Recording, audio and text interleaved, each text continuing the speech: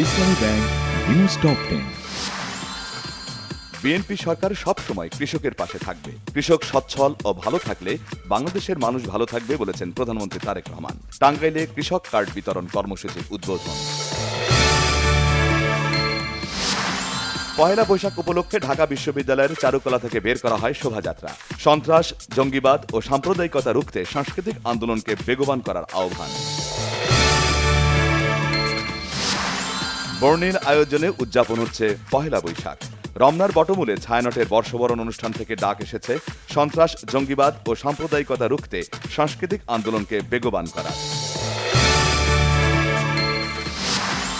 বাংলা নববর্ষ উপলক্ষে দেশবাসীকে শুভেচ্ছা জানিয়েছেন রাষ্ট্রপতি মোহাম্মদ শাহাবুদ্দিন ও প্রধানমন্ত্রী তারেক রহমান। সবার সুখী ও সমৃদ্ধ জীবন কামনা। জ্বালানির সংকট কাটছেই না। তেলের জন্য পাম্প ভেদে গড়ে 2 থেকে 3 ঘন্টা, আবার কিছু পাম্পে জ্বালানির জন্য অপেক্ষা করতে হচ্ছে 9 থেকে 12 ঘন্টা। কুমিল্লার দাউদকান্দিতে চাল বোঝাই ট্রাক নিয়ন্ত্রণ হারিয়ে খাদে উল্টে পড়ে নিহত হয়েছেন 7 জন, আহত হয়েছে আরও 6 জন।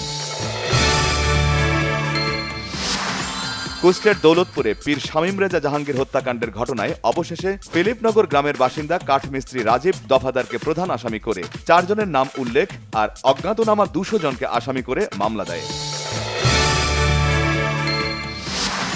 শান্তি চুক্তির জন্য যুক্তরাষ্ট্রের সঙ্গে আবারও যোগাযোগ করেছে ইরান, দাবি মার্কিন প্রেসিডেন্ট ডোনাল্ড ট্রাম্পের।